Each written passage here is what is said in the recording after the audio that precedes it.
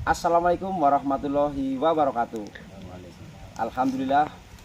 Wassalatu wassalamu ala rasulillah wa ala wasobihi wa man walah. La khola wa la quwata illa billah. Amma ba'du. Sahabat subscriber yang saya hormati, alhamdulillah, mudah-mudahan selalu dalam keadaan sehat, diberikan kelancaran, dijauhkan dari segala jenis mara bahaya dan malapetaka. Amin amin ya robbal alamin. Baik teman-teman, pada kesempatan sore hari ini insya Allah saya akan mengeksplor di mana tempat yang saya eksplor ini katanya dengar dari cerita warga-warga setempat itu sering terjadi apa ya, kesurupan apa ya, kesurupan atau kesambetan gitu loh. Bahasa Jawanya itu sering ketemper gitu. Jadi dari dengar cerita orang-orang atau warga setempat itu saya datang ke sini. Rencananya itu kepengin tahu ada apa sih sebenarnya, kok sering sekali warga-warga kesini itu kalau bahkan lewat saja itu sering ketemper gitu loh. Makanya saya bertiga ini dengan Mas Topik tentunya dari Alam Ilusi itu mendatangi sebuah tempat di mana tempat ini yang mistis, yang sangat angker gitu. Baik teman-teman, kita langsung saja ke tempatnya, kita cek. Ayo tanyakan dulu sama orang, itu ada orang tuh.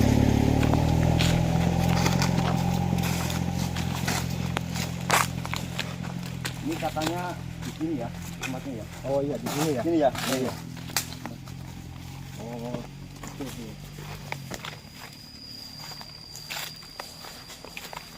Assalamualaikum. Waalaikumsalam. Mas Toto, iya. Mas Toto ya? Ya, Faisal. Des. Mohon maaf nih Mas. Ya, ada keperluan apa ya, Pak? Saya dari sana itu nama saya Aris Subhanaswa, teman-teman saya semuanya. Saya dengar itu apa namanya di tempat ini sering terjadi apa itu? Kesurupan apa? Kesurupan. Temper itu apa ya, Bang? Iya benar, karena di sini juga tempatnya yang danau gitu, tempat bekerja yang kurang benar, kerja paksa lah ya. Jadi dia itu nggak wajar meninggalnya, jadi kadang kepengen dinetralisirkan, kepengen didoain. Jadi banyak warga kalau pulang dari sawah, selang 1 hari 2 hari dia kesurupan. Berarti itu bukan sehari 2 hari ya? Bukan. Soalnya saya dapat informasi dari warga itu katanya tempat sini itu angker. Ya betul, emang bener. Terus bahkan sering orang lewat pun kadang-kadang sering dirembyongi atau pulang kesambet sampai rumah itu meriang atau sakit. Ya betul itu, karena emang dulu mereka itu udah nggak wajar. Ini dulunya apa ini Mas? Danau. Danau ya? Ya. Danau cek Dam. Betul. Berarti buat penampungan air ya? Ya. Dulu ya. Nah ini masnya kesini mau keperluan ada apa? Ya saya kepengin tahu Mas Broto. Ya. Jadi dengan adanya apa pemberitahuan dari warga itu, saya pengen membuktikan lah bahwasanya apa sih sebenarnya kok bisa sampai orang-orang setempat ini sering kesurupan atau ketemper, kesambet, itu kenapa sih? Ada apa sih sebenarnya gitu loh? Ya karena itu, karena mereka itu dulunya pekerja paksa, terus ya kadang matinya itu nggak wajar, meninggalnya itu nggak wajar. Meninggalnya Ya, wajar. jadi mereka mungkin pengen lah didoain wajar biar di alam sana tenang. Siap. Ya silakan, kalau saya sih Mohon ditemani ya nanti ya. Saya cek dulu Masnya, artinya dengan kondisi seperti ini tuh mana nih yang bener-bener apa ya? Apa? angker. Ya boleh dikatakan energi yang paling ini loh, paling tinggi loh. Kalau di sini kayaknya kurang di sini. Coba kita cari dulu penelusuran. Yo. Mohon Pak Broto didampingi saya. Jadi bilangnya sampai sana ya, semuanya ya. Sampai sana. Sampai sana ya. Pak, Iya, dari mana Pak? dari sini aja. Oh sini aja ya. Iya. Iya. Mohon maaf ya. Ya, mau Ini semua dari sini ya? Ya. Iya. semua sawah nih sekarang ini. Dulu ini waduk ya, maksudnya bendungan ya. Iya, sana Dulu ya. Iya, iya. Dulu nggak pernah dirawat, sekarang dirawat ya. dirawat karena udah punya warga sini.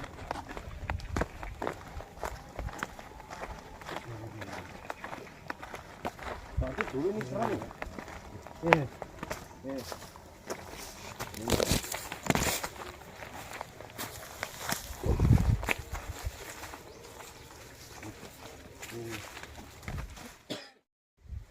Baik teman-teman, disinilah tempatnya yang menurut saya itu energinya yang paling kuat. Jadi di antara lokasi-lokasi yang lain, menurut saya ini yang paling kuat di sini. Seperti itu. Untuk memediasikan biar kita itu lebih jauh pengetahuannya, saya akan memasukkan salah satu energi ke dalam. Iya. Mas Gondes dibantu dipegangin dari belakang.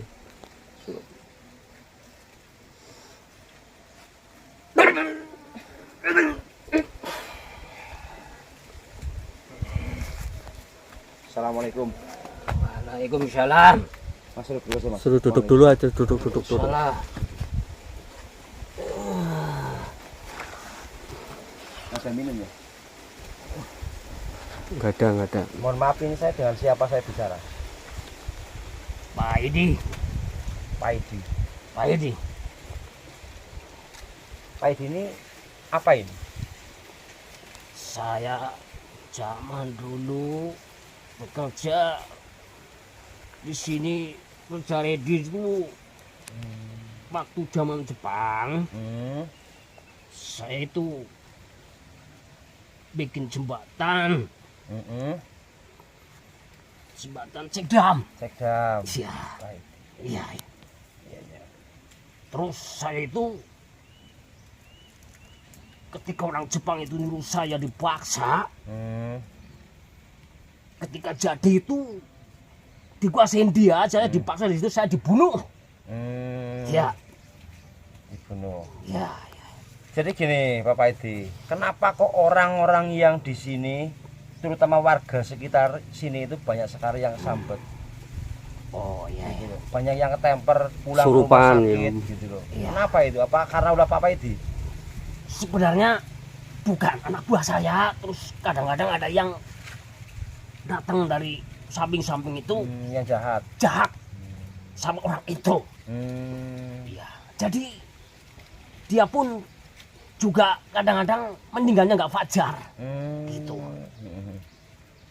Kenapa itu bisa kok rembyongi atau apa namanya itu bikin ketemper ke orang lain, warga-warga kan kasihan gitu loh, orang yang lagi nyangkul, yang lagi nanam padi kok ditemperin atau disambet itu kenapa? Itu kan kasihan itu kenapa itu? Itu karena merasa di samping balas dendam itu saya terganggu, kurang nyaman. Kurang nyaman. Iya. Kadang nggak tepat waktu, kadang siang hari, kadang sore. Itu termasuk ganggu gitu, kurang nyaman gitu. Ya bukannya itu kan beda alam, artinya kami di sini kan manusia Ya. diwajibkan untuk ikhtiar, berusaha sesuai dengan bidangnya. Bekerja. Petani ya bekerja di sawah, di kebun. Kadang orang lewat juga itu kan orang yang nggak salah, nggak punya salah apa-apa, tiba-tiba pulang kesambet. Itu kan nggak benar Pak Edi. Bapak Edi itu saya yakin Bapak Edi juga baik lah dulunya itu loh. Sebenarnya kenapa sih Mbak? Apa ada yang salah dengan kami itu? Kalau bahasanya mengganggu, apa yang diganggu? Kan udah pasti beda alam gitu. Iya ya. Kenapa Mbak? Coba ngomong saja nggak apa-apa. Ya sebenarnya gini ya. Sebenarnya gini. Ya namanya orang, namanya zaman dulu itu dalam agama itu kurang Pengetahuannya kurang. Ya betul. Matinya nggak Jadi wajar. ya saat ini meninggalnya itu nggak wajar. Kadang kurang makan, tiba-tiba dia itu kepala pusing, pening, kerja paksa, timbulnya seperti itu. Meninggal nggak wajar. Nggak ini ya. wajar Iya. gitu. Nah, terus itu pun saya itu sebenarnya udah lelah dari dulu. Cobalah tolong. Pengennya apa sih pengennya? Kalau saya pengennya itu ya insaf saya Pengen tolong. nggak ganggu manusia lagi. Tidak, nggak mau mengganggu lagi. Udah capek, lelah. Jadi Kita tolong saya nih, minta Pak. disempurnakan. Gimana caranya? Oh, Iya, Pak. Kepada Pak Ustadz. Bisa nggak untuk Pak Ustadz? Bismillah, karena segala sesuatu apa yang di dunia ini apa yang nggak mungkin sih. Artinya ketika dalam surat ataupun dalam firman Allah yang mengatakan fil am Iya.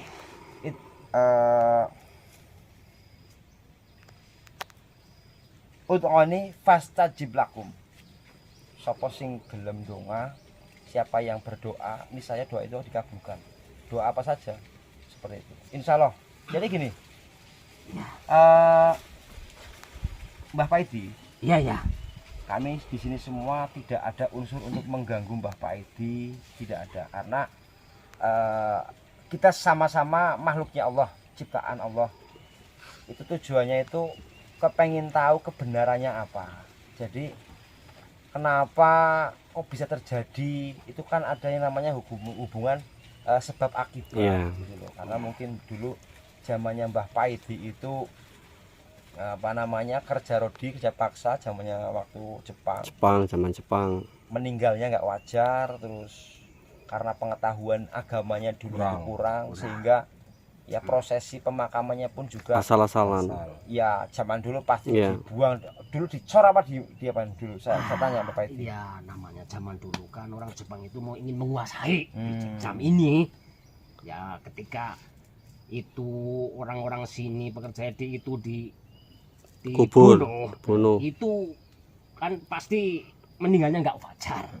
Nah, berarti kan ya, terus orang Disiksa, itu ya? disiksa, ditembak, dipotong dan segala gitu. Banyak lah teman-temannya Terus seperti itu, Mbak. iya, terus banyak memang banyak warga sini. Akhirnya itu dia ditimbun dicor pakai itu yang Astagfirullah. apa namanya itu?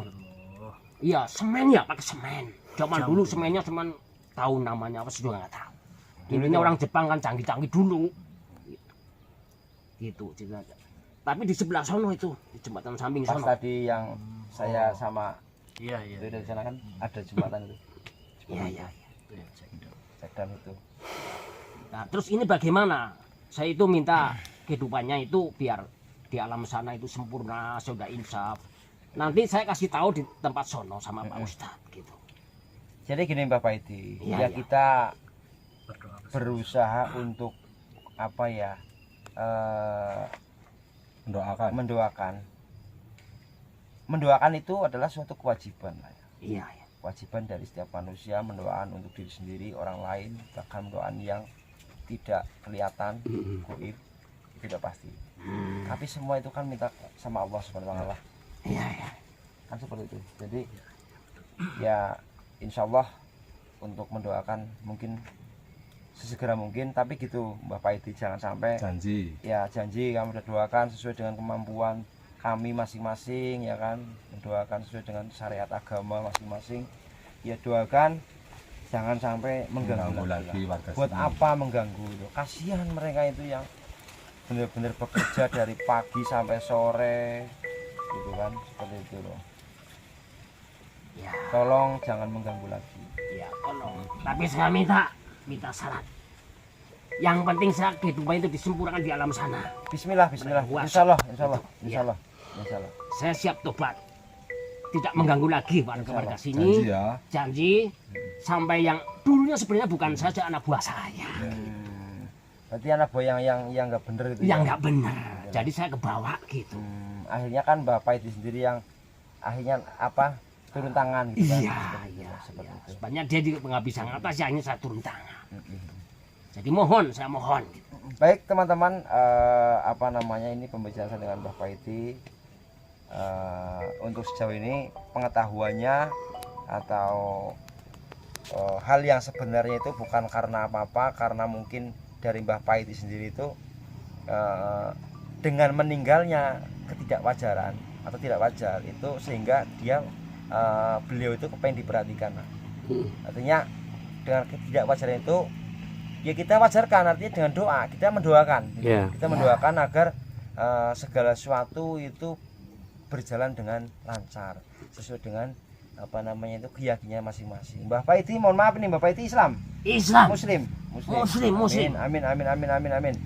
Bismillah Mbah Paidi, secepatnya insya Allah itu saya akan mungkin bersama dengan teman-teman yang lain, ada dari yang teman saya di sana yang banyak temannya lagi itu pondok, mungkin akan mengadakan doa bersama lah untuk khususnya Mbah Paidi dan teman-teman ini, biar apa ya, biar tenang arwahnya gitu. Iya, husnul Jangan khotimah. sampai mengganggu lagi apa namanya ketentraman, kenyamanan daripada warga setempat seperti itu. Baik, kita akan kembalikan lagi Mbah Paidi ke asalnya. Bismillahirrahmanirrahim.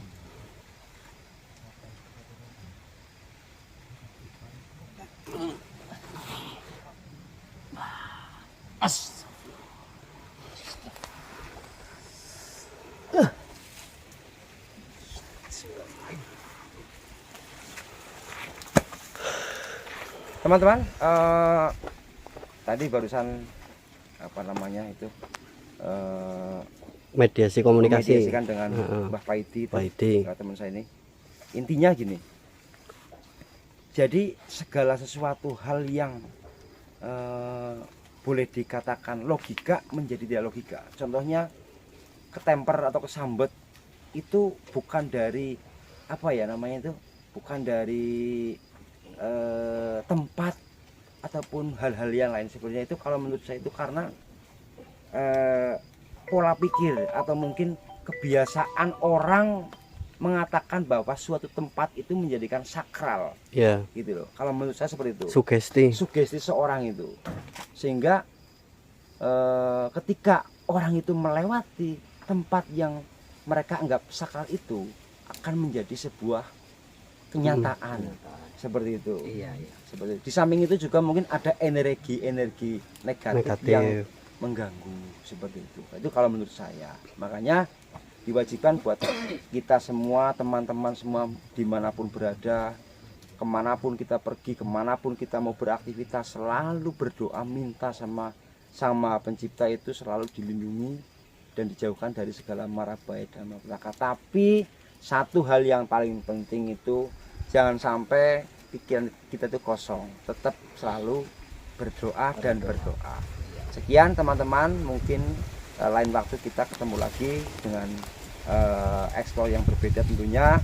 Untuk kali ini itu sudah selesai dan terjawab sudah apa yang menjadi PR saya ini selama ketemu dengan masyarakat setempat, yang bahwasanya tempat ini itu sakral, tempat ini itu mistis, tempat ini sering menjadikan sebuah apa namanya itu, orang-orang itu menganggap bahwa tempat ini jangan sampai apa namanya mendatangi gitu loh.